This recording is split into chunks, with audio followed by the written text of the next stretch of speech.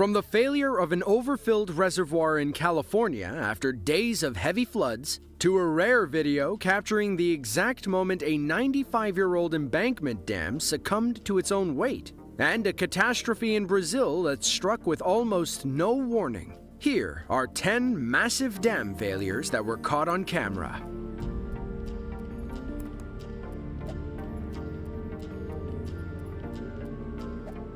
Edenville, Michigan is a small community on the eastern banks of the Tittabawassee River. About a mile north of the town sits, or sat, the Edenville Dam, which blocked the flow of the Tittabawassee and Tobacco rivers to form Wixom Lake. We say sat because the dam failed in May of 2020. Heavy rain pelted the Edenville Dam and surrounding area, causing the earthen embankment's eastern side to fail catastrophically. The influx of water forced residents in Edenville and Sanford to evacuate as water headed downstream to the Sanford Dam, about 10 miles away. One lucky resident was there to film the moment when the dam initially broke.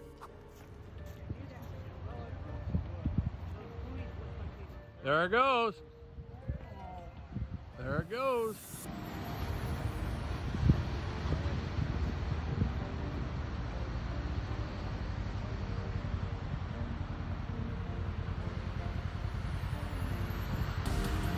There we go, there's the rush.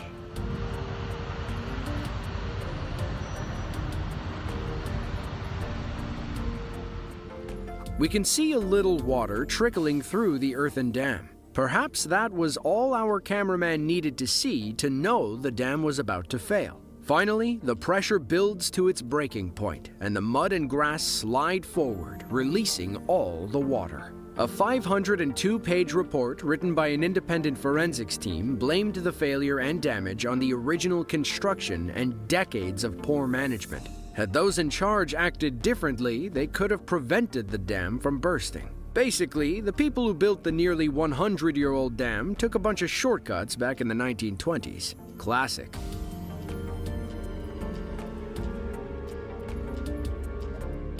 Brumadinho is a municipality in southeastern Brazil, home to just over 40,000 people. It's also home to the Corrego de Feijão iron mine and the site of one of the worst dam failures in history.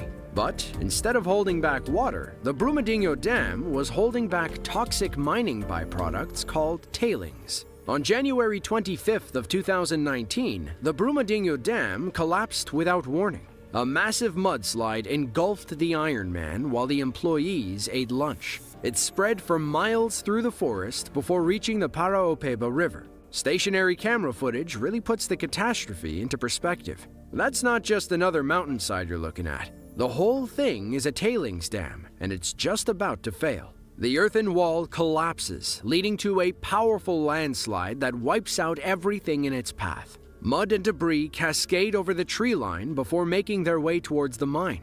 Here, you see the wall of debris push its way across the landscape as workers quickly escape. The dam was owned and operated by a company called Unveiling, the world's largest producer in iron ore and nickel. They're the same company responsible for another catastrophic failure in Mariana, Brazil, 4 years prior, but we'll touch on that later. Sadly, the Brumadinho collapse claimed 270 lives, mostly Unveiling employees who were enjoying their lunch when the dam failed. One man, Elias Nunes, made it out alive and sat down with the BBC to recount his harrowing story.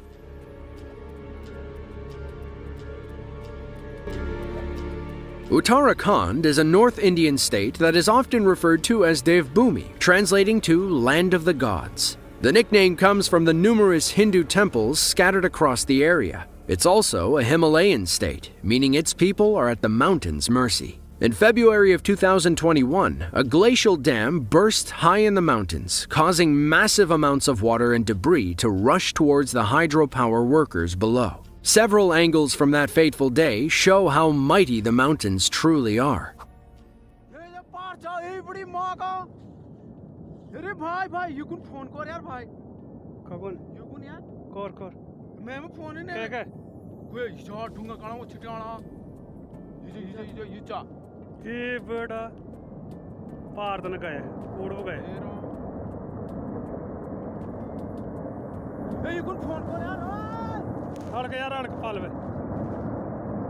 Red का है company का है आज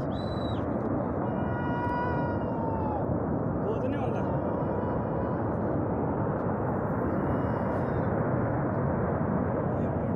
देखिए भाई तूफान आ रहा जबरदस्त कंपनी की तरफ जा रहा है ये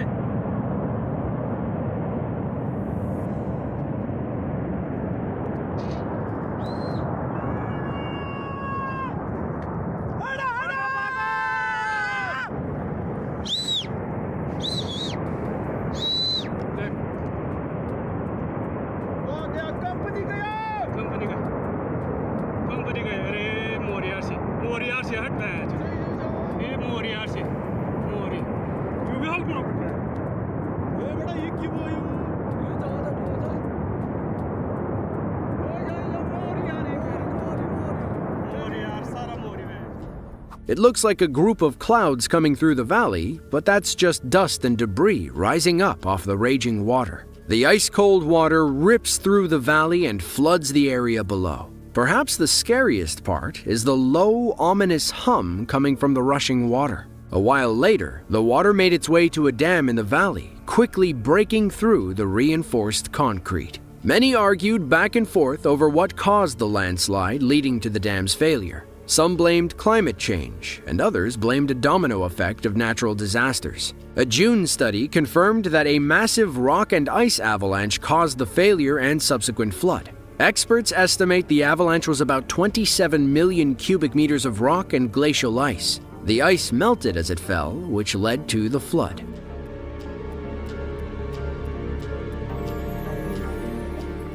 There are several mega projects that sounded great on paper but never saw the light of day. The Auburn Cofferdam in Auburn, California is one of those projects. Proposed as a way to control flooding on the American River, the concept of the Auburn Dam was officially born in 1950. It took 18 years for construction to finally get off the ground, and it began with a $5.1 million diversion tunnel to reroute the American River through the mountainside. But everything came to a halt in 1975. A 5.7 magnitude earthquake hit the Sierra Nevada area about 50 miles north of the Auburn Dam. Engineers and geologists were concerned that their beloved dam wouldn't survive a similar earthquake. So they put the kibosh on the project until they could figure something out. By 1979, workers had a foundation and an earthen cofferdam made out of clay, sand, and soil. It seemed as though things were finally starting to get somewhere, but unprecedented rainfall in 1986 proved otherwise. Water quickly filled the Auburn cofferdam to the point that its storage and diversion capacity was exceeded. Officials, fearing a disaster, began releasing water from dams downstream, and that's exactly what they got. As excess water poured over the dam, the loose soil quickly began to erode, and while it was designed to do this, it happened at a much quicker rate than anyone expected. Not too long after it first overtopped, the erosion had carved its way into the reservoir itself, greatly increasing the output rate. By 2:30 p.m. on February 18th, nearly half the dam was gone. Ultimately, an even greater tragedy was avoided by the quick thinking of officials to lower the water level of the dam downstream, which was able to hold strong through the disaster. The collapse spurred new interest in building a proper dam, but as of 2022, the Auburn Cofferdam is a multi-billion-dollar money pit that probably won't ever be built.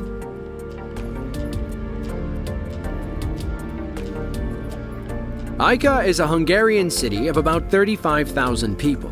It sits in the hills of the Bakony Mountains and was the site of a catastrophic tailings dam failure in October of 2010. The dam held back a sea of bauxite residue, also known as red mud, the byproduct of processing bauxite into aluminum oxide. On Monday, October 4th of 2010, the northwestern corner of the dam failed, releasing about 1 million cubic meters of red mud into nearby towns and villages. Red mud is a toxic chemical soup and, according to some experts, can be radioactive. Aftermath footage from the dam failure should tell you everything you need to know. What looks like an Egyptian plague is what happens when a red mud dam collapses and floods an unsuspecting town. Residents work tirelessly to rid their streets of the toxic sludge, but the mud is literally everywhere. It stains staircases and even covers someone's dog. Between 80 and 90 people went to the hospital for chemical burns, and the flood claimed 10 lives across the area.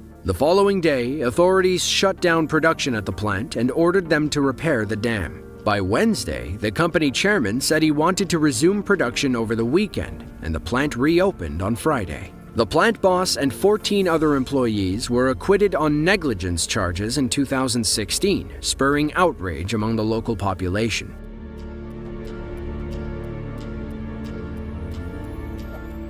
Lushan is a prefecture-level city in Sichuan, China, near the Dadu and Min rivers. Over 3 million people live in the city, putting it between Chicago and Los Angeles for comparison.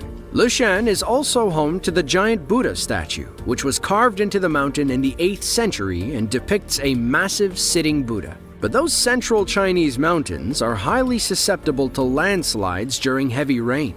That rain also leads to flooding, which has worsened in recent years. In July of 2019, road workers ran for their lives when a massive landslide crashed down the mountain and smashed through the dam below.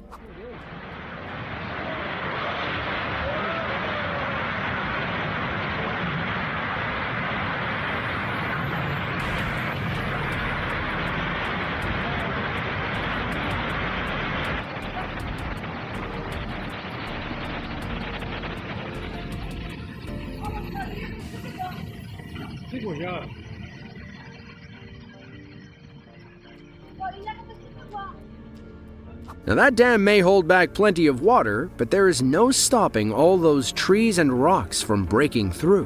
One worker runs as fast as he can, while another jumps from his truck to watch the disaster unfold. They must have assumed they were safe, figuring they'd enjoy the show instead of running from it. Floods got worse in 2020, and emergency workers in Sichuan province rushed to save the giant Buddha statue, which was now up to his toes in water. The 1,200-year-old relic hadn't seen water that high since 1949.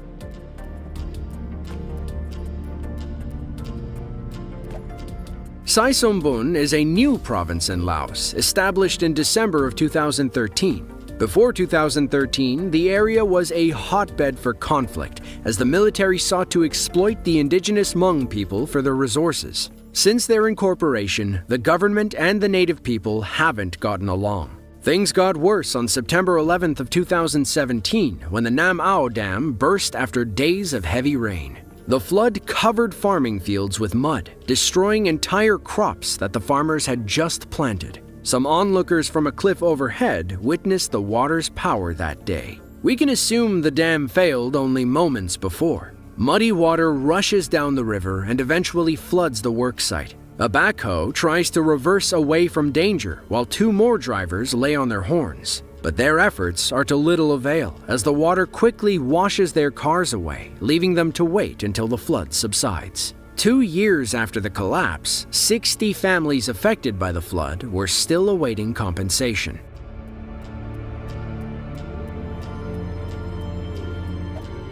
Four years before the Brumadinho Dam failure in Brazil, the same company was responsible for another catastrophic failure at a different tailings dam in Mariana, Brazil. On November 5th of 2015, the dam at the iron ore mining complex burst, releasing 43.7 million cubic meters of toxic tailings. The sludge infected the Dosi River and eventually traveled 425 miles through several waterways. The sludge even reached the Atlantic Ocean 17 days after the collapse. By then, the damage was already done. Left with polluted water supplies, towns and villages up and down the Dosi River were in a humanitarian crisis. The downstream villages of Bento Rodrigues and Paracatu de Baixo took the brunt of the damage, with 19 people losing their lives in the flood. Unfortunately, Bento is only accessible via unpaved backroads. Once they were covered in mud and sludge, firefighters couldn't get into the town to rescue anybody. The dam was owned by a company called San Marco. Meanwhile, San Marco is jointly owned by Vale and BHP Billiton, the Australian mining company.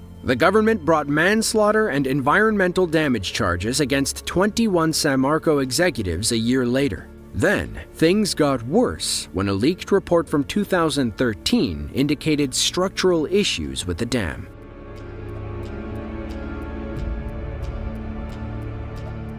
Sirdaryo is one of the 12 regions that divide Uzbekistan. It sits on the left bank of the Sirdarya River and is home to over 860,000 people. The Sir flows 1,400 miles from the Kyrgyzstan mountains and empties out into the Aral Sea. The Sardoba Reservoir Dam keeps water inside the reservoir, about 922 million cubic meters of it, and uses it for irrigation in the surrounding farmlands and cotton fields. But when the dam failed on May 1st of 2020, all that water spilled out into the fields, causing widespread destruction as far as the northern Kazakhstan border. The camera zooms in on the spot where the Sardoba Dam failed, and we see the water rushing out and flooding the farmlands. Then, some rescue workers wade through the water as they pass a house that's collapsed from the flood. Elsewhere, the destruction is hard to look at, as most homes look like twisted piles of metal. 5 days of severe storms caused one of the walls to collapse, and water spilled into the cotton fields nearby. To try and stop the bleeding, authorities opened a gate into the Golodno-Stepsky Canal.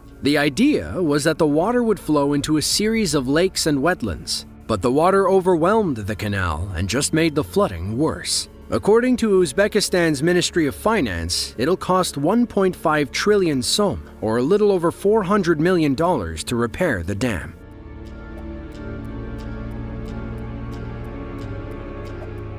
St. Johnsbury, or St. J as the locals call it, is a small town in northern Vermont on the banks of the Passumpsic River. In 2006, it was named Best Small Town by National Geographic for its hiking trails and can-do Yankee attitude. Thomas Nowicki was out for his morning stroll when he noticed the river looked more swollen than usual. He decided to film the water when a raging torrent appeared out of nowhere. Tom kept the camera rolling, risking wet shoes on a cold St. J day.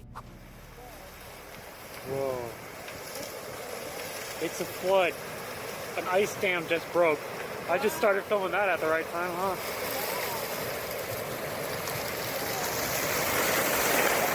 Whoa. Holy smokes. Holy smokes. Oh my goodness. What in the world is this? Holy smokes. I've never seen this before. Oh my gosh.